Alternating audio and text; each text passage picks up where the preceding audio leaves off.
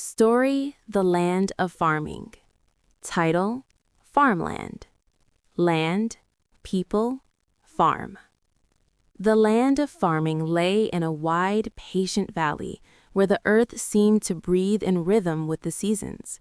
At dawn, mist rose gently from the fields, and the soil, dark and rich, held the promise of food not yet grown. To the people who lived there, the land was not merely ground beneath their feet, it was a living partner, demanding care, humility, and time. Each year began with preparation. Farmers walked their plots slowly, testing the soil between their fingers, reading its needs as one might read a familiar face. Seeds were chosen with deliberation, saved from past harvests, and exchanged among neighbors as quietly as stories. When planting time came, lines were drawn straight and true, not for beauty alone, but for fairness, each seed given its space, each row its chance. The land taught patience. Rains did not always arrive when requested, and the sun could be generous or harsh without warning. When drought visited, the farmers learned restraint. When storms came, they learned resilience. Failure was never wasted.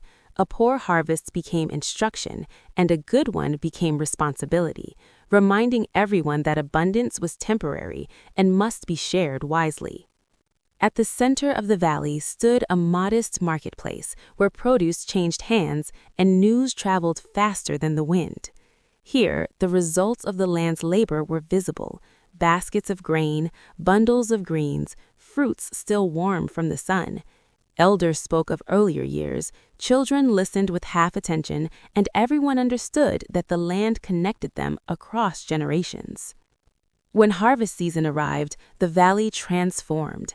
Fields turned gold and green, tools rang against stone, and the air carried the scent of ripe crops. Workdays were long, but evenings were filled with quiet satisfaction. Fires burned low, meals were simple and honest, and the land rested beneath the stars, having given what it could. In the land of farming, progress was measured not by speed, but by continuity. The people knew that they did not own the land in any lasting sense. They were its stewards, holding it briefly before passing it on.